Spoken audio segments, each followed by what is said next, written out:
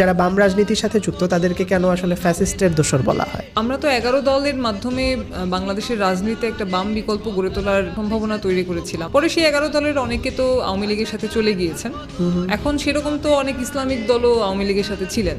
ফলে আসলে কে দোসর না এটা তো আর কোনো জেনারেলাইজ টার্ম হতে পারে না। প্রত্যেকটা রাজনৈতিক দলকে তার আদর্শ দিয়ে অ্যানালাইসিস করা দরকার। তবে যেহেতু বামপন্থীরা মুক্তিযুদ্ধের চেতনার সত্যিকারের মূলনীতিগুলি সেটার পক্ষে দাঁড়িয়ে যায়, বামপন্থীরা সমাজতন্ত্রের পক্ষে দাঁড়ায়, বামপন্থীরা বাঙালি জাতীয়তাবাদের পক্ষে দাঁড়ায়, ধর্মনিরপেক্ষ রাষ্ট্রের পক্ষে দাঁড়ায়, যারা এই আদর্শগুলিকে পছন্দ করেন না মুক্তিযুদ্ধের কথা বললেই ফ্যাসিস্টের দোসর বানিয়ে দেন। যারা রাজনীতি থেকে মুক্তিযুদ্ধকে একেবারে বাদ দিয়ে দিতে চান তারাই এই ব্র্যান্ডিংটা করেন। আপনি তো ইতিহাসকে মুছতে পারবেন না। একজন মানুষ যদি 7ই মার্চে একটা ভাষণ দিয়ে থাকেন, যে ভাষণটা সেই সময় মানুষকে উদ্বুদ্ধ করে থাকে, তাহলে সেই স্বীকৃতিটা তাকে দিতে হবে। যারা এই ধরনের ট্যাগলাইন দিয়ে বামপন্থীদেরকে জনগণ থেকে বিচ্ছিন্ন করতে চান তারা আসলে তাদের নিজস্ব রাজনৈতিক এজেন্ডার কারণেই সেটা করতে চান, সেটা কোনো সৎ উদ্দেশ্যে তারা করতে চান না।